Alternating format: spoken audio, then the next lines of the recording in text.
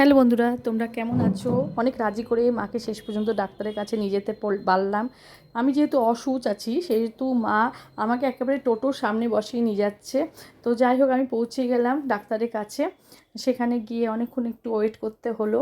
দেখো কত ভিড়, কিন্তু আমরা ওয়েট করতে হয় ওই ডাক্তারের কাছে গিয়ে, কিন্তু অন্য দিনের থেকে কম ওয়েট করতে হয়েছে। যে ডাক্তারের নাম, তারপর ডাক্তার দেখিয়ে এসে আবার আমাকে বেরাতে হলো আমার ননদের বাড়িতে, বুঝলাম। তো সেখানে গেলাম, গিয়ে সে একই ঘটনা, যে মেয়েটা আবার ভয় পাচ্ছে, কিন্তু আজকে আমি আমার বরকে নিয়ে যাইনি, আমি আমার যা গেছি।